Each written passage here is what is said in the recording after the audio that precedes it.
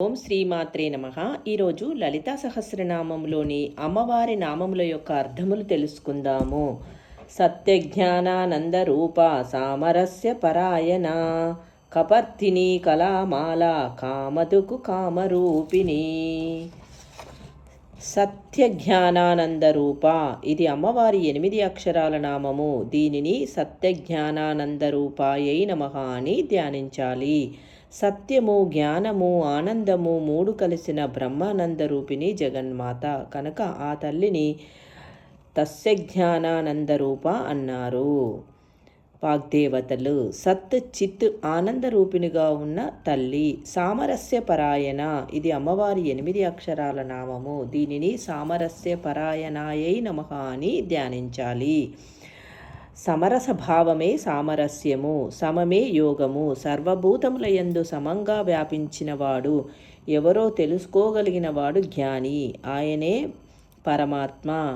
సమతత్వాన్ని అందరిలో చూడగలగాలి. ఆ పరమాత్మే మనలోని సారము. దాని యందు తాదాప్యము పొందితే కలిగే స్థితియే సామరస్యపరాయణ.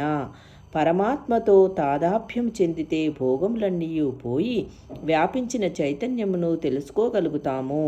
ఆ స్థితి రసమయమై సమదృష్టినిస్తుంది. సర్వజీవకోటి యందు ఆ తల్లి సమంగా వ్యాపించి సామరసమయ్యున్నది. పరాయణ అనగా ప్రీతి అనే అర్థము. సామరస్యమనిన అమ్మకు ప్రీతి. శివశక్తుల సామరస్యమే శ్రీమాతా స్వరూపము. శివశక్యైక రూపిణి ఆ జగదాంబ సమరసము అనగా ఇద్దరి అభిప్రాయాలు, అనుభూతులు కలిగిస్తేనే ఆనందము. ఇద్దరి సమరసము కలిగిస్తే అది సామరస్యము. ఏకత్వము లభించి దానితో కలిగే ఆనందమే సామరస్యము. ఆ జగన్మాత ఎప్పుడూ తన పతితో సమరసంగా ఉన్నది కనుక సామరస్యపరాయణ. సామరస్యమే స్వభావంగా కల తల్లి సమయాచారాన్ని ఎప్పుడూ గుర్తు చేస్తారు వాగ్దేవతలు. శ్రీచక్రములో బిందువులో అర్ధనారీశ్వర తత్వంతో శివశైక్యక రూపంతో కొలువై ఉన్నారు కనుక సామరస్యపరాయణ అన్నారు వాగ్దేవతలు. కపర్తిని, ఇది అమ్మవారి 4 అక్షరాల నామము. దీనిని కపర్తిన్యై నమః అని ధ్యానించాలి. గంగా ప్రవాహ గర్వమును అణచిన ఈశ్వరుడు కపర్తి అయ్యాడు. ఆయనకు ఈశ్వరి కనుక జగన్మాత కపర్తిని. ఇది ఒక అర్థము. కపర్తిని అనగా జటాజూటం అని మరొక అర్థము. చంద్రరేఖ ధరించిన జటాజూటముతో ఉన్న తల్లి అని మరొక అర్థము. కం అనగా జలము అని, పర్థయితి అనగా పాలించినది అని మరొక అర్థము. గంగా జలాన్ని నియంత్రిస్తూ ఉన్న శివుడు కపర్తి. చంద్రుని ధరించి ఉన్నవాడు కపర్తి. అనేక ప్రశంసలను పొందిన తల్లి అని మరొక అర్థము. కపర్తము అనగా గవ్వల దండ అని ఇంకొక అర్థము. శబరీ రూపము ధరించినప్పుడు శ్రీమాత దీన్ని ధరించింది. ఇది కపర్తిని. దుర్గామంత్ర విశేష నామము. కళామాల, ఇది అమ్మవారి 4 అక్షరాల నామము. దీనిని కళామాలాయై నమః అని ధ్యానించాలి.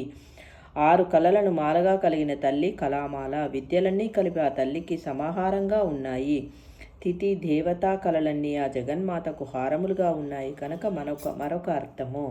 కామదుక్, ఇది అమ్మవారి 4 అక్షరాల నామము. కోరికలను నెరవేర్చే తల్లి కామదుకు. కామధేను వంటిది ఆ జగన్మాత. కోరిన కోరికలను తీర్చే తల్లి. వేదము కూడా ఏది కావాలంటే అది ఇచ్చేస్తుంది. యజ్ఞం కూడా ఏది కోరితే అది తీరుస్తుంది. యజ్ఞము వేదము ద్వారా అన్ని కోరికలను తీర్చే కామధేను వంటిది శ్రీమాత కనుక కామదుక్ అన్నారు వాగ్దేవతలు. ఇది మరొక అర్థము. వేద యజ్ఞ స్వరూపిణిగా ఉన్నది జగన్మాత. కామరూపిణి, ఇది అమ్మవారి 5 అక్షరాల నామము.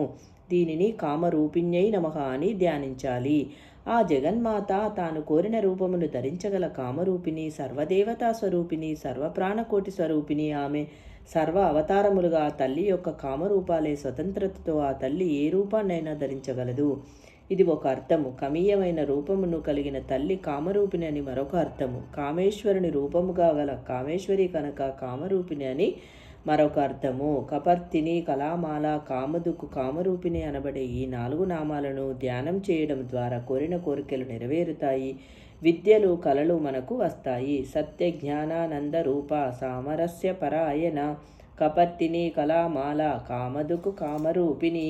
ఈ శ్లోకంలో అమ్మవారి నామములు 6. ఈ నామములు అమ్మ తత్వములు. ఆ తల్లి కోరిన కోరికలు తీర్చే కల్పతరువుగా అభివర్ణించారు వాగ్దేవతలు. ఓం శ్రీమాత్రే నమః. రేపటి వీడియోలో మరికొన్ని శ్లోకములతో మళ్ళీ కలుద్దాం.